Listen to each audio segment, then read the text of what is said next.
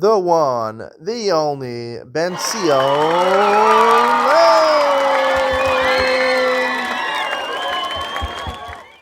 Good afternoon and welcome to Yeshiva YouTube Just Daf, and as we continue Masechtas Gittin Daf Mem Gimel today, 43.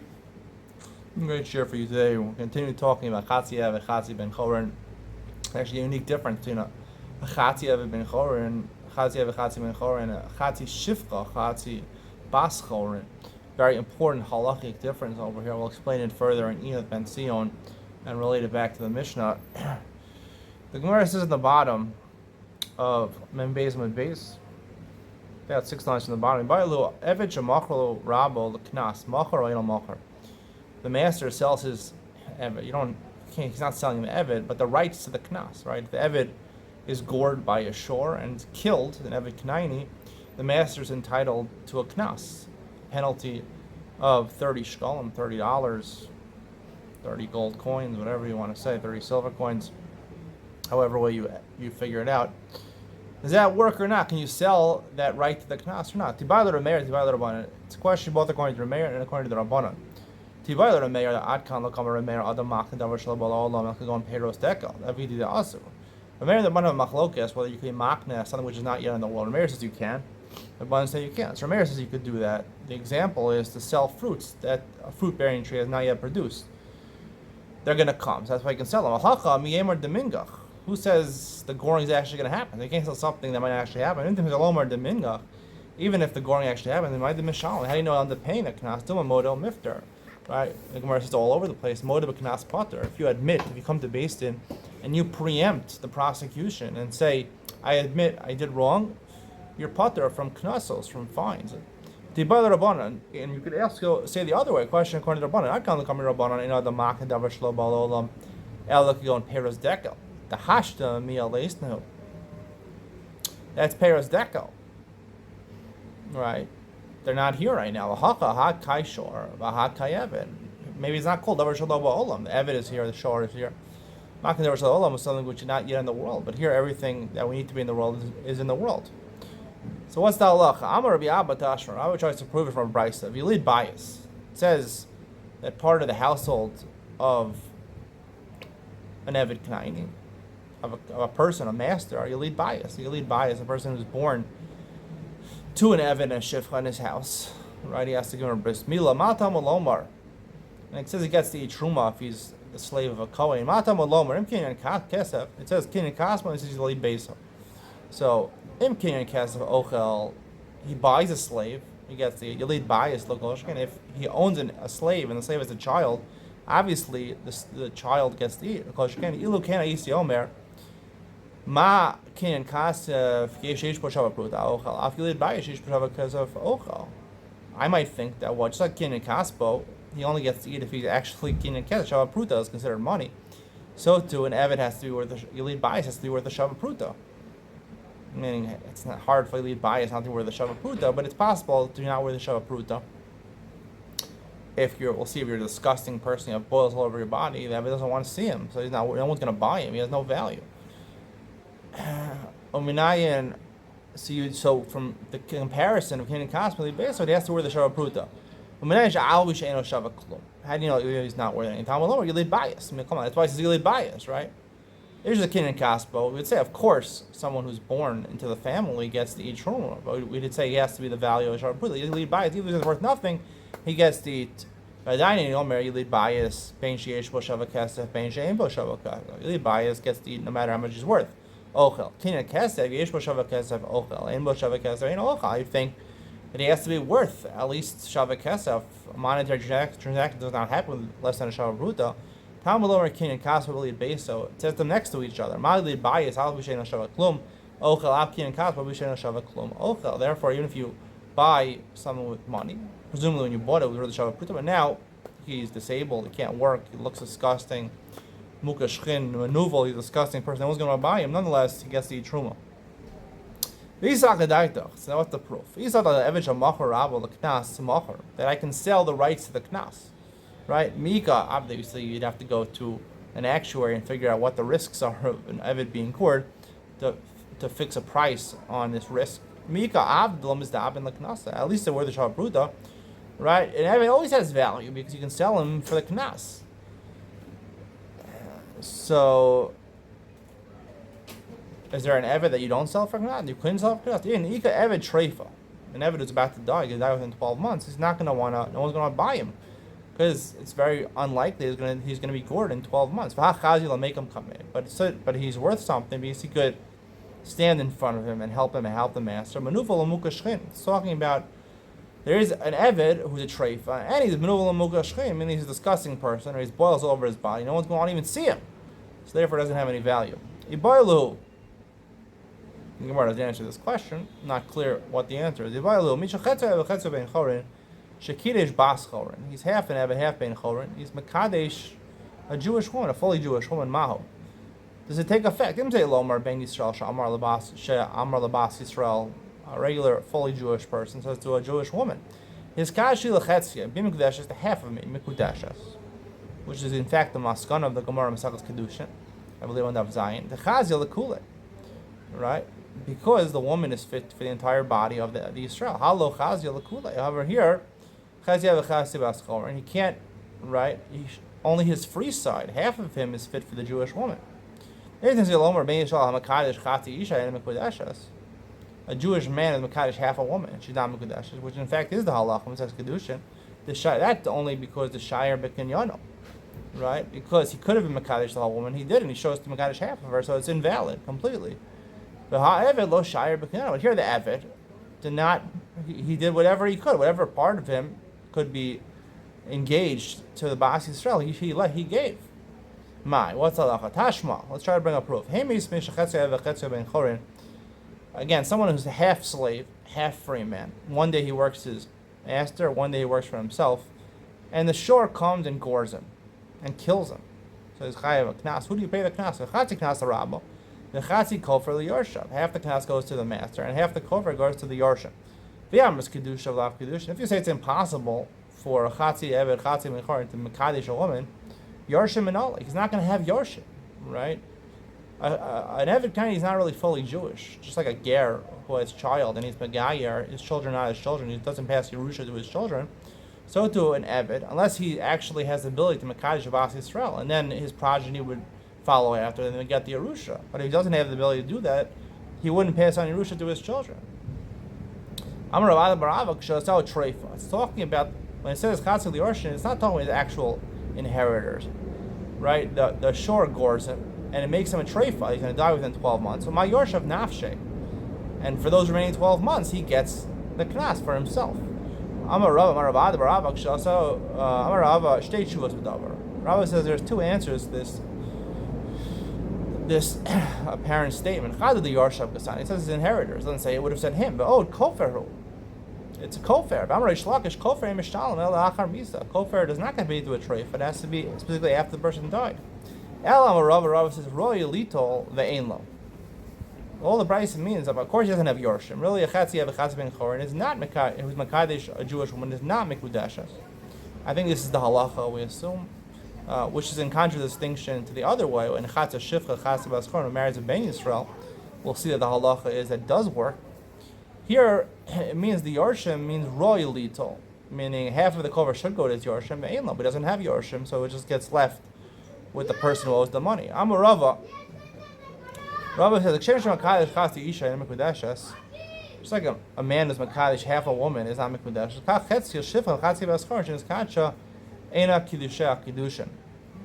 Right? The Gemara says in Tzachas Kedusha, you can't marry half of a woman because, right?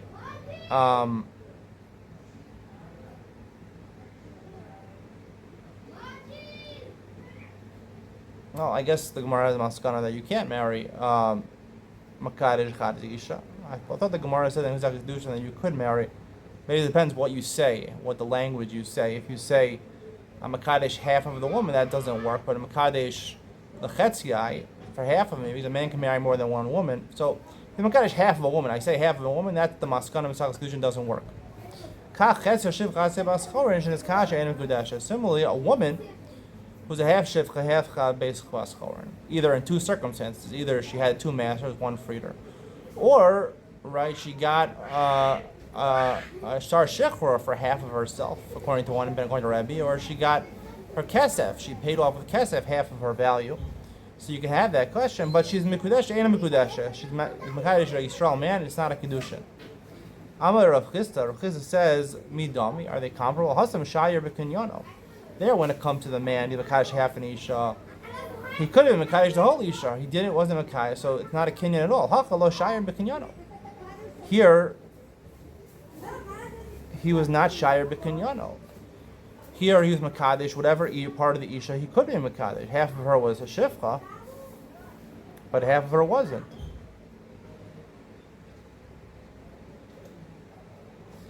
Hadar Okim Rabba Rav Huna Amoral. Rabba Rav Huna, when he was darshaning in public, he had a translator, or a person who, basically spoke for him. But Darash, and he was Dorish, the pasuk in Yeshaya, the Gemara darshan, you don't come to the right conclusion of the Torah unless you first made a mistake, you stumbled upon them. And that does work. Chati Isha doesn't work, but this does work. My time, the Gemara said before. She did everything she possibly could. He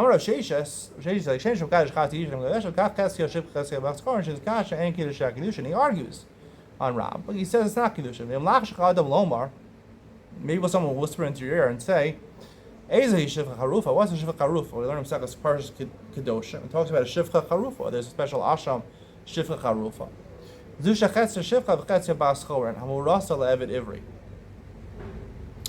Charufa is a woman who's half Shivcha, half Baschar, like the pasuk says, half day lo nifdasa, right? She's partially redeemed, not completely redeemed. She's engaged to an Eved Ivri. An Eved Ivri is allowed to marry a Shivcha. It's Alma Basi Tzrusehi. So you see what? According to this is the opinion of Rabbi Akiva, that there's Eristin, it's Shayach Kiddushin is possible in such a circumstance.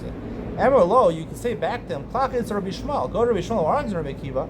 Shomim b'Shivcha Kanayis Marasal Eved Ivri, b'Shivcha Kanayis Bas. Shivcha Kanayis Hamrusa Levid Ivri. The pasuk is talking. Shivcha Rufa is talking. She's not free at all. She's a Shivcha Kanayis, which is engaged to an Eved Ivri.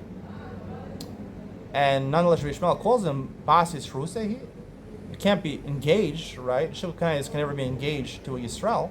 She's a complete Shivcha Kanayis. No one argues about that. What does Rabbi Shmuel mean to say? Maimu Reses. Miyuched Reses means just miyachid her. You designate her for the Eved, which is basically in lieu of Kiddushin. Hakanami, my Muresas, even Rabbi Akiva, Muresas Miuchedes. It didn't mean the actual Kiddushin that works, it just means designated. Amar Rav Chisda, Rav Chisda is Chetzer Shep Chetzer Baskar, she's got like Ruvain. She got Mekudeshes to Ruvain. The Gemara assumes that it does work. She Mekudeshes to Ruvain, Vinishtachara. And then she was free, the other half of her was freed. V'chazra Viniskachel Shimon. And then she went ahead and she got engaged to Shimon. Umesu Shneim. And they both died. Reuben and Shimon were brothers. They had a third brother named Levi. She can undergo Yibam with Levi. Ve'ein, tapim mim gimel mebeis, ve'ein ani korba eisha shnei mason. The pasuk says Yibam only occurs when she was the wife of one of your brothers. If she was the wife of both of your brothers, you can't do Yibam. Here she was Miman of Shach, so she could only be the wife of one of them. Man of Shach. Ikidushi the Reuben Kidushe. If when you marry Chasi Baskar, it's Mekudesh just completely. The Shimon Lav Kiddushin. Shimon's marriage to her was invalid. A woman could only married to one person. The Kiddushin, the Shimon Kiddushin, if his work, Kiddushin the Reuben Lav Kiddushin. So there was only one brother that she was married to. Itzmar. Chetzer Shem Chetzer Baskar, Niskachel Reuben, Shachra, V'chazer Niskachel Shimon. Again, the same case. She married Reuben, and then she was freed. And then she went ahead and Mekadesh to Shimon. Rav Yosef Bar Chama Amar Rav Nachman Paku Kiddush Rishon. He says once she's freed, so the Kiddush Rishon is gone, right? And she's married to Shimon. Rav Zera Amar Rav Nachman Gomro Kiddush Rishon. Once she's freed, right? She was half married, and then once she gets freed, before she gets engaged to Shimon, she's completely married to Reuven. And Rav Shimon, and obviously she can't be Mekadesh to Shimon. Amar of Zera, there is Gavasik the Didi Mistabra. It makes sense like me. The Chsiv lo yumsu kilo chufasha. Right? It says, right, normally the punishment for adultery of a Nara Murasa is skila. Right? But the Shivcha Charufa is a unique case where the Shivcha Charufa married, the Shivcha Knain is married to an Eved Ivri, or she's designated to an Eved Ivri. According to Rabbi Akiva, it's talking about where she's half freed. According to Rishmal, she's not free at all. Right? Since she wasn't free, there's no punishment of skila. You have to bring an asham shivcha charufa. Ha-chuvsha yumsu. If she was freed, there would be death. So you see what? Right? According to Rabbi Akiva, it's talking about where asham shivcha charufa, she was half freed. Right? So if she was fully freed, then they would die. The second person who committed adultery afterward would die because, like Rav Zera says, that kedusha rishon are nikmar. Once she's freed, so then it's a complete kedushin to the Eved Ivri, and then the punishment would be skila. So you see, it does work. It's gamru. So the Gemara says,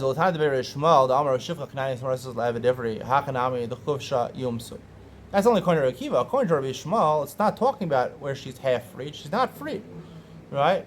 So also by her, when she's freed, yumsu, they're going to die. Right? According to Rabbi Akiva, we said, right, she's half freed, then someone had adultery with her, and then she's completely freed. So therefore we say that once she's freed, nigmaru kedusha rishon, according to Rabbi Zera. So the mafreya retroactively would say that when she committed adultery during Erisin, so you chayav skila.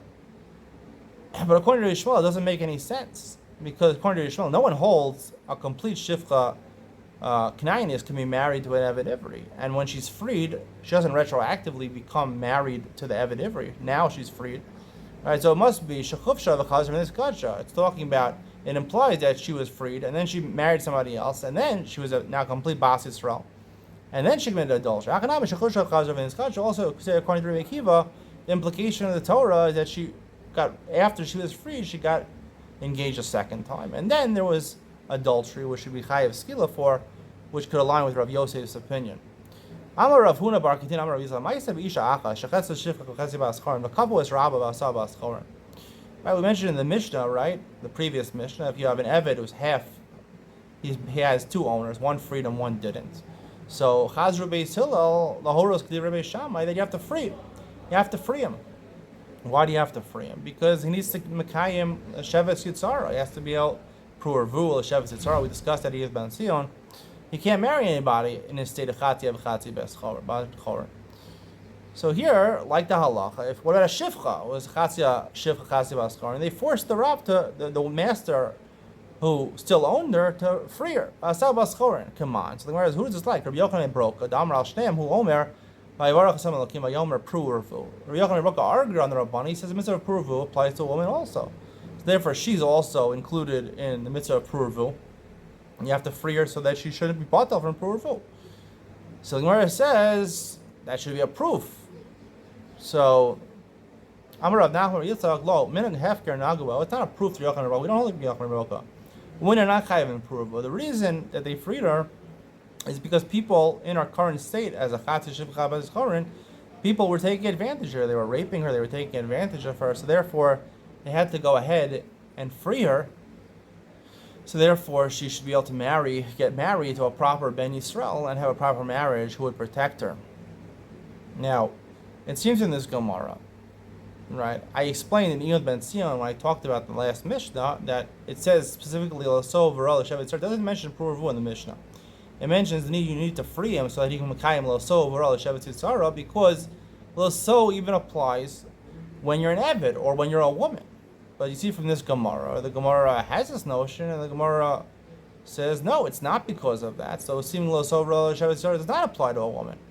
I do have an answer to that question. I'll share it with you in Iyod Ben Sion. You're gonna wait for that share. The Mishnah says, if you sell your Eved Knani, to a non-Jew, you sell it even to a Jew outside Eretz Yisrael, Yatsa ben Chorin, meaning he goes ben Chorin. Now he's not technically ben Chorin. Obviously, the non-Jew owns him. We learned that a non-Jew can own a slave not for gufo, but he could earn his wages. He can't force him to work for him. We talked about yesterday in Ben Sion, to be meshabed him, he can't do it. But the Chachamim penalized you and made you write a get shechor to free him, in case he ran away, or in case he became hefker. In these cases, so they penalize you for when you sell him to outside Eretz Yisrael, you're mafki and lagun daf ches. He can't mekayim mitzvah yishuv Eretz Yisrael. We see yishuv Eretz Yisrael applies to avodim and applies to women also. And secondly, when you sell him to a non-Jew, right? He's not going to be doing mitzvahs. It's going to be a house of not doing mitzvahs. It's really an avid knaini, a shivcha knainis can do mitzvahs. They're not going to do it if they're in a non-Jewish house. So therefore, they penalize you and made you free him. He goes free. Nonetheless, he needs to get shekher. Oh no, we didn't write oh no. If he wrote a document stating basically something, that's his freedom. That's like a get shikhr. My owner. What does that mean? He wrote for him when he sold him, as part of the sale to the non-Jew. When you run away from the non-Jew, I have no dealings with it. Is considered a language of shikhr, and therefore it suffices.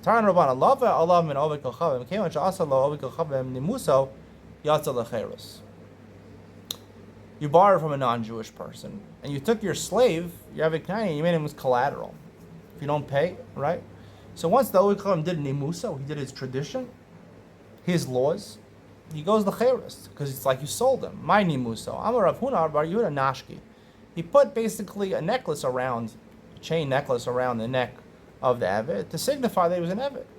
Mesa Rav Shesha, we know that a person is Kona Mashko and like it belongs to them, a collateral like it's his, so it's like he sold him to a non-Jew.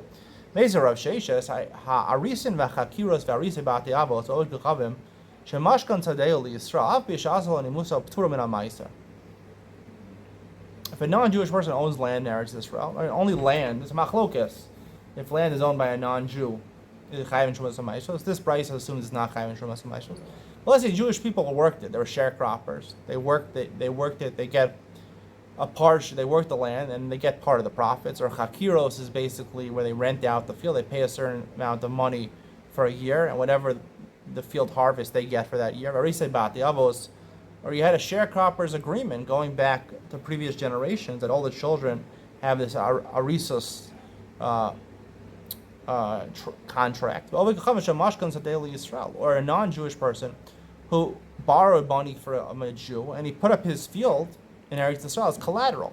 Even though he didn't Nimuso, we'll see in a second Nimuso means it's pater min ma'aser. Even though it's a collateral and technically it seemingly belongs to the Jew, nonetheless it's not chayiv in shumas and ma'aser.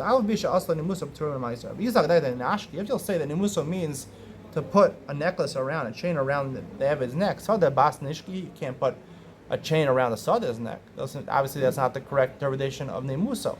Ela Amar of Sheshes is Zman. It means basically in the contract, right, when you borrow money from the non-Jew, he says if you don't pay by a certain time, he writes a certain time. If you don't pay by that certain time, then I take him as collateral. And he says Kasha Zman Azman. Right?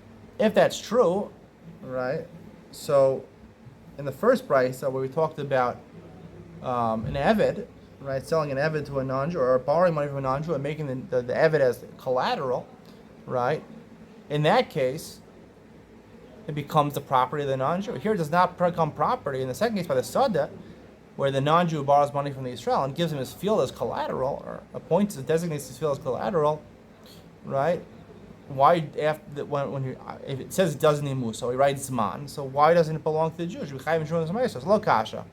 Had the matas money, had lo matas money. By the case of the Eved, the time for the collateral for paying the debt came, and he didn't pay. He defaulted on the loan, therefore he's taken as collateral. In the case of the Sada, it was before the time came, so therefore it's not chayv insurance meisos. Once the time comes and he doesn't pay, you're chayv insurance meisos the field. Elagabe Eved, the mata. If that's really the resolution to this question, right, by an Eved where his time came, that, right, obviously belongs, Mashkon belongs to the non-Jew. Both cases are talking about where the time didn't come yet. Lo kasha, halagufa, the halapira. Even if the time didn't come, once I make this agreement with him, writing a Zman, nonetheless the collateral belongs to the non-Jew. But that's the Eved, he acquired his body. Lapira, the case of the Sada, he wasn't giving collateral the entire field, he was giving him the payros, and the payros is not considered the actual field, so it was never owned by a Jewish person. The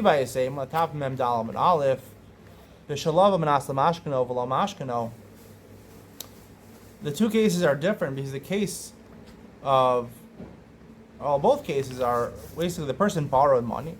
In the case of the Eved, the Jew borrowed the money, but the collateral was not taken. He said, if the time comes, so I'll take the Eved as collateral. He didn't yet take him, but since he has the right to take him, so therefore Chazal penalized him and said you have to freeze him.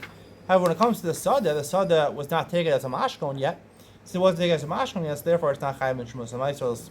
Hope you enjoyed today's share. Stay tuned for Enos Ben Sion, where I try to answer a problem that was a different chiddush of mine, where it seems to imply from the Gemara over here that by women and havadim there is a mitzvah. Or I said the reason that the previous Mishnah used lo sover al shevet tzara as opposed to pruvu is because lo sover al shevet tzara applies by women and applies by avodim. The Gemara here seems to imply that's not. The Gemara said only according to Yochanan Broka, who holds the mitzvah proved by a woman, but by avodim and woman there would be no. And the Gemara says, and the Gemara seems to be the maskana of the Gemara. I'll try to resolve that. Enos Ben Sion coming up next.